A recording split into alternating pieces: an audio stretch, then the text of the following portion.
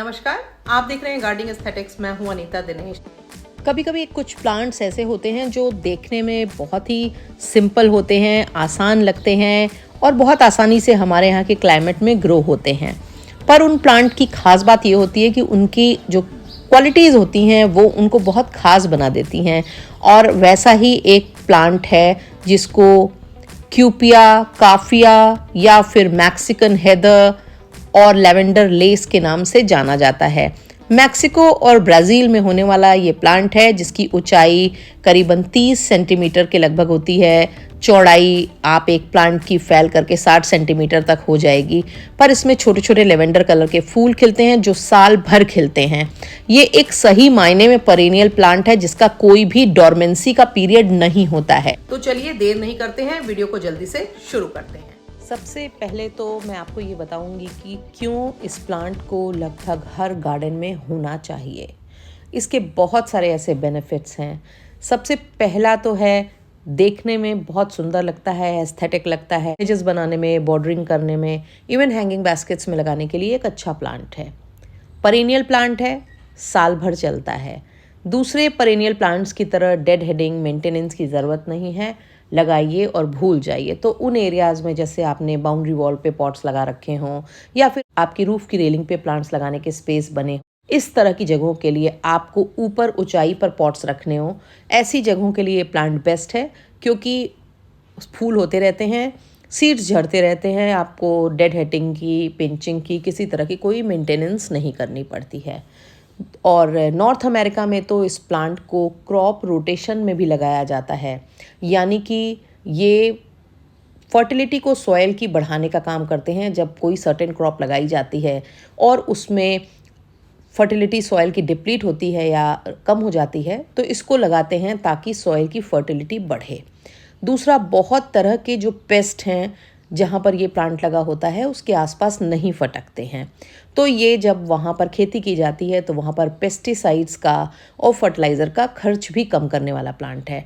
तो यही रोल ये आपके गार्डन में प्ले करेगा। जहाँ पर लगा हुआ है तो आसपास पेस्ट नहीं मंडराएंगे, उससे आपको काफ़ी सारा फ़ायदा होगा। और इसलिए आपके गार्डन में अगर फ्रीक्वेंट पेस्ट अटैक होते हैं तो भी ये प्लांट बहुत कारगर है, इसको ज़रूर लगाना चाहिए। दूसरा, उन जगहों पर जहाँ पर धूप बहुत आती है, जैसे हमारे यहाँ साल भर में 4-5 महीने तो बहुत जम के धूप होती है, ऐसी जगहों के लिए एक बेहतरीन प्लांट है। और आप इसको लगा करके आराम से भूल जाएं और ये ग्रो होता रहेगा, साल भर खिलता रहेगा। आपके प्लांट हेल्दी ग्रो हो इसके लिए डायरेक्शन की बहुत इंपॉर्टेंस है। और ये प्लांट एक ऐसे एरिया के लिए बेस्ट है जो साउथ फेसिंग हो, क्योंकि इसको 6 से 8 घंटे की बढ़िया धूप जब मिलेगी तो ये बहुत अच्छे से खिलता है। इसका प्लांट हेल्दी रहता है। पानी इसको आपको रेगुलर देना चाहिए क्योंकि इसको अच्छा पानी चाहिए होता है। आप जैसे ही एक टाइम पानी इसको सही से नहीं देंगे तो इसकी पत्तियां ड्रूपी लगने लगेंगी, मुरझाने लगेंगी और कई बार उनमें सनबर्न भी हो जाएगा। इसलिए पानी देते रहना है। मिट्टी की जहाँ तक बात है, बहुत सिंपल गार्डन सॉयल, सैंड और ऑर्गेनिक मैन्योर का एक मिक्सचर तैयार कीजिए जिसमें दोनों आगे वाली जो चीज़ें हैं वो 40-40 रखिए, रेस्ट ऑफ द पोर्शन में मैन्योर डालिए और मिट्टी में इसको लगा दीजिए। कोकोपीट या कोई भी मॉइस्चर रिटेनिंग मीडियम को बिल्कुल भी यूज़ मत कीजिए, वो इस प्लांट को ख़राब करेंगे। और रही बात फर्टिलाइज़र की, तो आप इसमें कोई भी लो नाइट्रोजन फर्टिलाइज़र डालिए, ऑर्गेनिक हो, वाटर सोल्यूबल हो, बहुत अच्छा है। सीवीड भी आप डाल सकते हैं साल में 2 बार। और आप कोई भी अच्छा लो नाइट्रोजन लिक्विड फर्टिलाइज़र डालने के लिए अगर आपके पास फर्टिलाइज़र सॉलिड फॉर्म में भी हो तो भी आप उसको पानी में घोल करके रख दें 1-2 दिन और फिर डाल दें। इसमें डालने के लिए मस्टर्ड केक भी एक बहुत अच्छा फर्टिलाइज़र होता है, पर मस्टर्ड केक को कम मात्रा में यूज़ करें, वाटर में डाइल्यूट करके यूज़ करें और 3-4 दिन रखने के बाद ही यूज़ करें। और इस प्लांट में लगातार फूल खिलते रहेंगे। अब बात करते हैं पेस्ट की। तो मैंने आपको बताया कि ये एक पेस्ट रेजिस्टेंट प्लांट है। इवन ये अपने में ही नहीं, आसपास भी पेस्ट को फटकने नहीं देता है।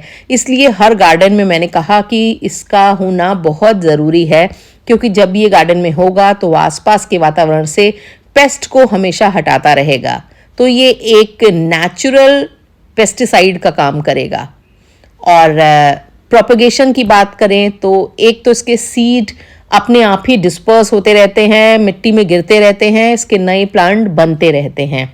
इसलिए अगर आपने इसे फ्लावर बेड्स में लगा रखा है तो नए नए प्लांट लगातार ग्रो होते रहते हैं और बढ़ते रहते हैं और ये थिक होता रहता है। प्लांटर्स में, पॉट्स में भी लगा रखा है तो उसमें भी ऐसा ही होगा, सीड्स गिरेंगे, नए प्लांट बनेंगे और आपका पॉट बढ़ता रहेगा। और इसके अलावा इसकी जो सॉफ्ट वुड कटिंग्स होती हैं वो भी बहुत अच्छे से ग्रो होती हैं।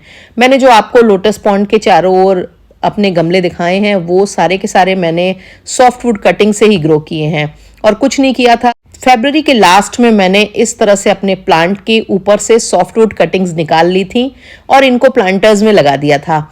और देखिए आप, इस प्लांटर में मैंने जब लगाया था तो ये इस तरह से थे, अब ये इस तरह के दिखते हैं। और ये जो तरीका है ये इनको तेजी से लगाने का है।